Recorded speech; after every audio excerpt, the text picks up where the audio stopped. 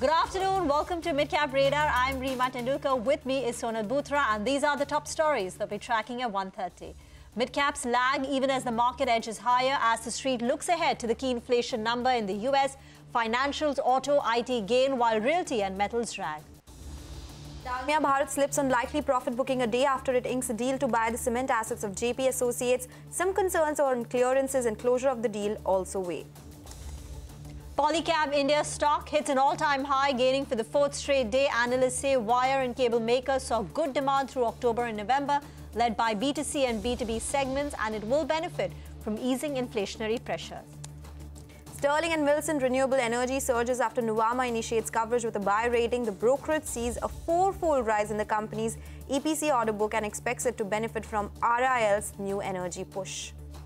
Paytm gains ahead of its board meeting to consider a share buyback. Analysts expect the proposed buyback to limit cash burn going ahead.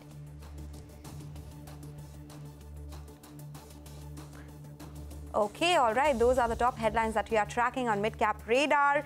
A lot of action in the broader markets, and the Nifty at the day's high, 100 points higher there. And we also have the Bank Nifty, which is doing well, so 0.5% higher on the Bank Nifty as well. It looked like it could be a muted session today. SGX Nifty was indicating a 30-point uptick, but we are doing much better than that.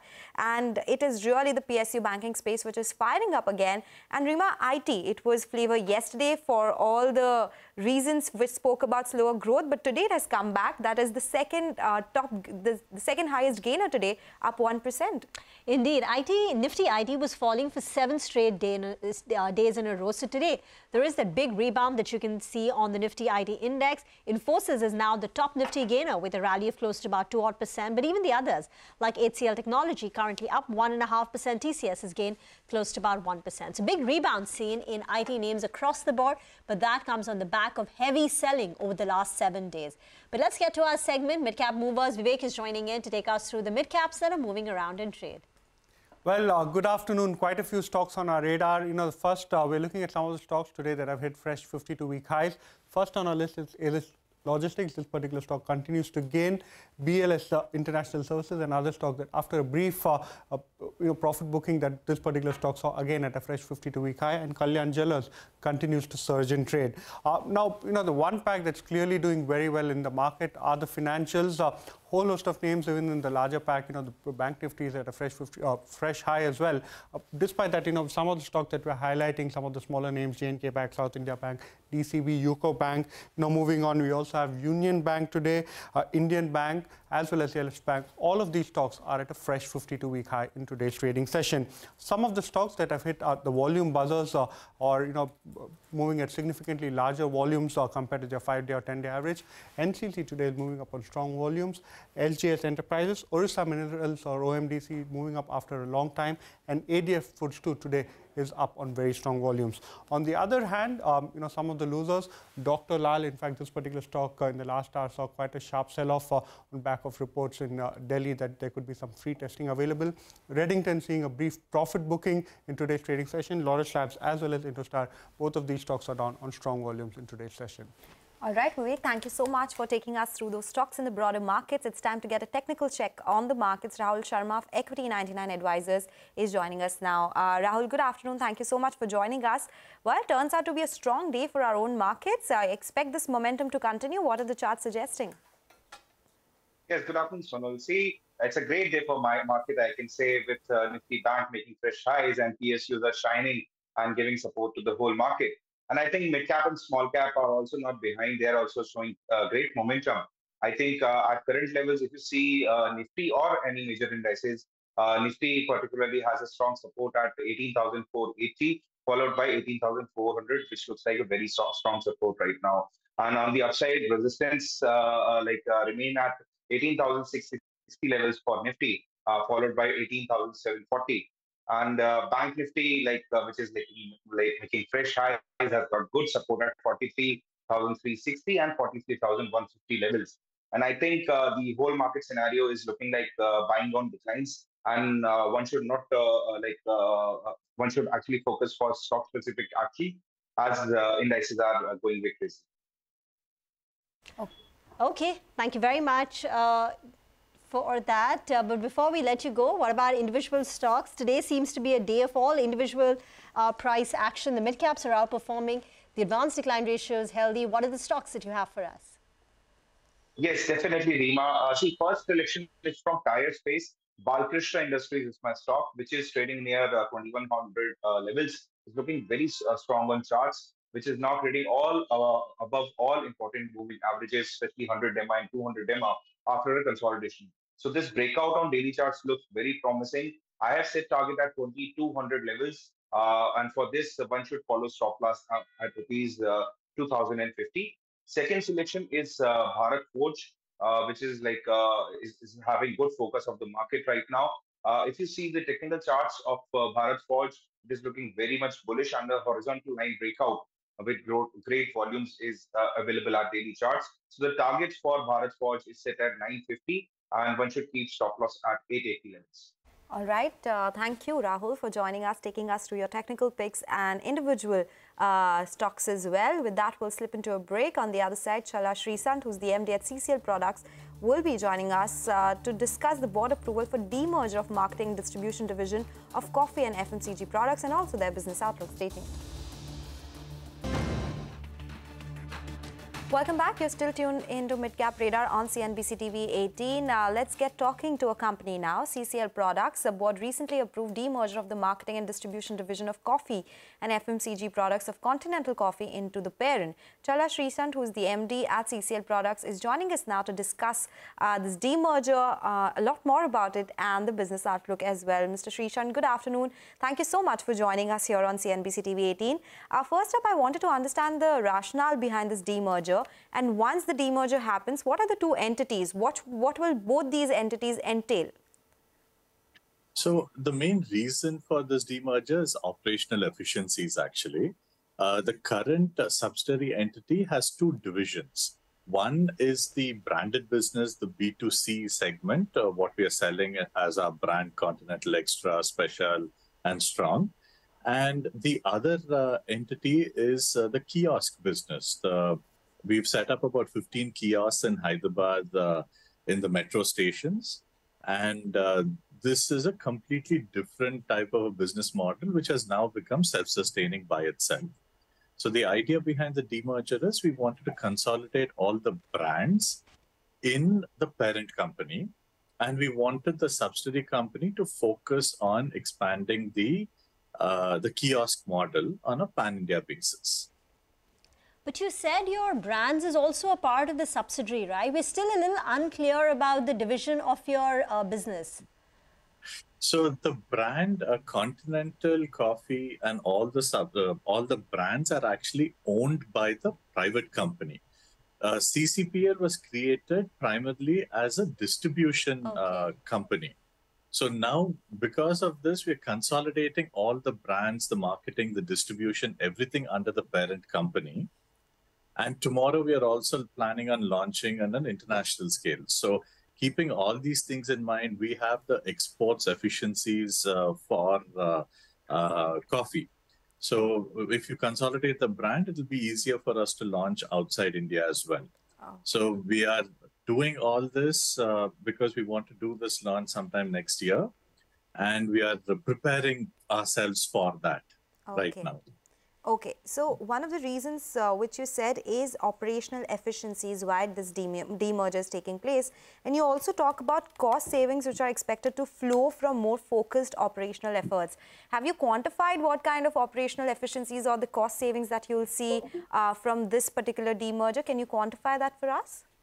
So we're actually coming up with a go-to-market strategy for the entity that's going to be there, the kiosk entity. So I think in the next 2 to 3 months, we'll have a clear plan of action in place. So after that, we can more confidently tell you that this is our vision and how we're going to take it forward. Can you tell us the size and the profitability of the two entities now? So right now, on an MIS basis for the domestic market, we've already broken even. And the kiosk business is actually a very, very small fraction. It's about a little less than 1 crore, which we are doing in the kiosk business today. And this includes our central cloud kitchen as well as the coffee on wheels, that's food trucks, as well as the kiosks that I was mentioning. Okay. And the rest of the business, which is about almost another 200 crores or so, that will get merged with the parent company. Okay. I wanted to understand, while we are talking about cost savings here, since now the demerged undertaking has marketing and distribution of coffee and FMCG products and the kiosks as well, that is coffee on wheels, will you not look at putting in more capex in this segment in order to expand it? Will the marketing and distribution expenses go up here, and then the net effect of cost savings will actually be nil? Are you looking at investing more money? Not really, actually, because we've already come up with a self-sustaining model. Once we merge the branded business with the parent company, that will be, the expansion will anyway take place. We are already budgeting in for the marketing expenditure, so there's no issue over there. The entity that was going to be left behind, we're trying to come up with a more self-sustaining model. We've done the proof of concept in Hyderabad, and the idea is to go to other metros as well. So when we go to other metros, we are still exploring whether it should be a company-led approach or a franchisee model or a hybrid model. So that is something which will take us some time to come up with a proper go-to-market strategy, and we'll take it forward from there.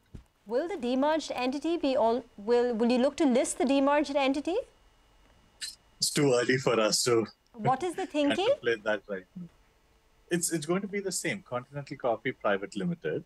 No, but are you veering towards listing it, or do you want to scale it up before you list it? I mean, we definitely want to scale it up. Whether we list it or no is it's too early for us to comment on that right now. Oh, okay. So let's talk about the business generally. You had guided for a volume growth of 20 to 25% for FY23. How has Q3 been so far? What is Q4 looking like in terms of demand, and both in export and domestic markets? Because we've been hearing that export markets are not doing so well. Is that the case for you as well? That's what other industries have told us.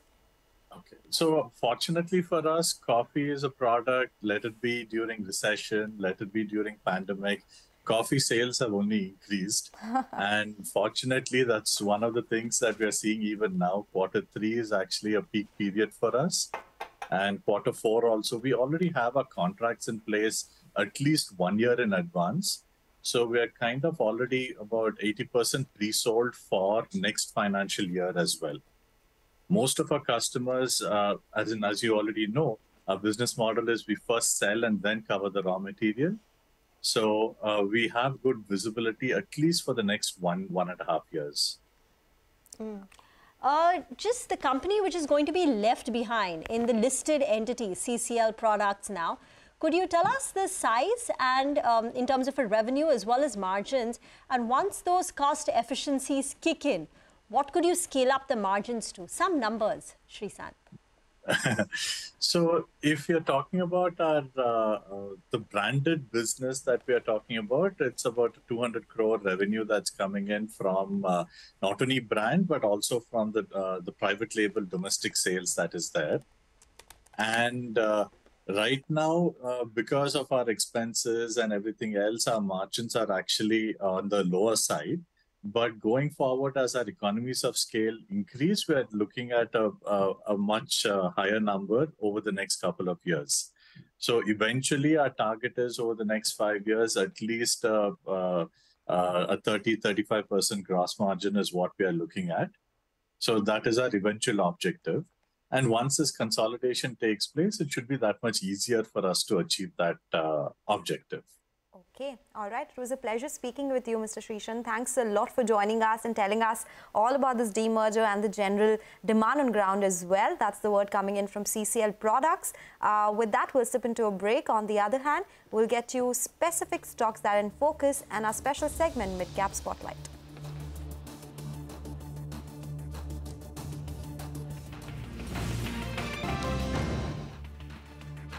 Welcome back. A whole host of chemical companies reported their export data for the month of October and November. Sonal is here to decode those numbers, and she's also done some analysis. Sonal? Well, it's largely a mixed picture, and this is a note from BNK where they have picked up this data as far as exports of some chemical companies are concerned.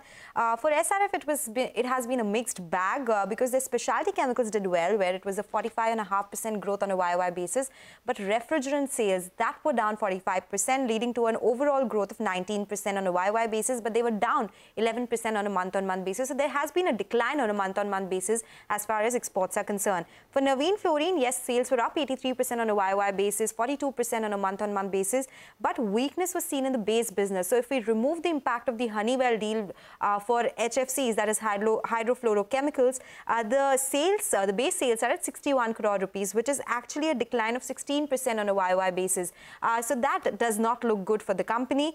CRAMS revenues are 13.5 crores in November 2022, which compares with a guidance of the company at a quarterly run rate of $10 million. So it looks like it is way away from those targets of $10 million in terms of quarterly sales for the CRAMS business as well. So for Navin Fluorine, it has been a weak set. Neogen Chemicals, surprisingly positive this time around. November plus October sales for them was up around 95% on a YOY basis, 63% on a sequential basis.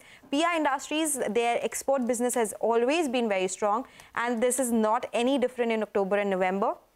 57% growth on a YOY basis, and company has started exporting to a lot of other South Asian countries like Vietnam, Taiwan and Indonesia as well. Deepak Nitrite, after the weakness that was seen in the first half and the quarter gone by, yes, there is an uptick. Volumes are up 39% on a sequential basis, that is October and November. These are all export numbers. Atul Limited saw poor show in export markets both on volume and value basis. Sales for October plus November have been declining. They are down 9% YOY, 24% sequentially, and there's some realization in some of their products have also declined by 15 to 20%. Lastly, Aarti Industries, where they saw weak October but pick up in November. So their sales were up 23% on a YOY basis, and they were down 2% on a sequential basis. That is 23%. That is not 235%. So that is about Aarti Industries. Okay, thank you very much for that. Let's get to our mid-cap spotlight segment. Vivek is here, and he's going to be focusing on a mid-cap stock that's reacting after Nuvama initiates coverage with a buy rating.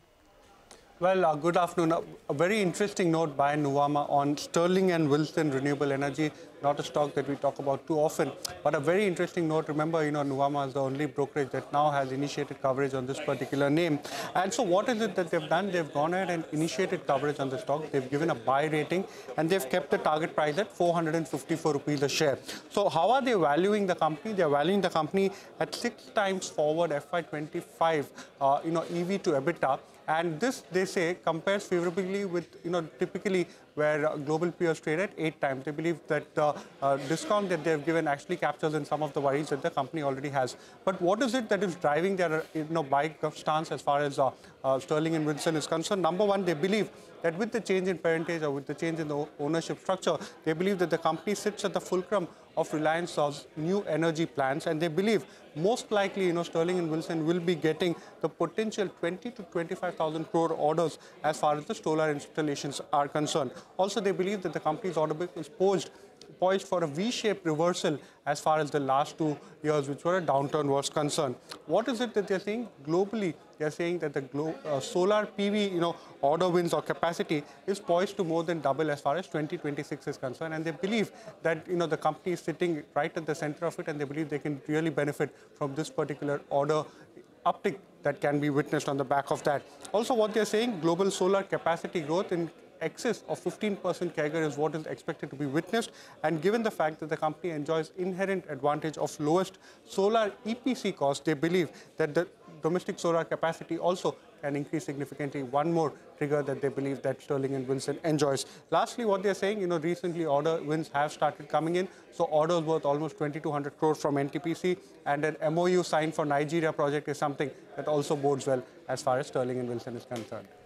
Thank you very much for that. With that, we've run out of time on Midcap Radar Mutual Fund Corner when we return.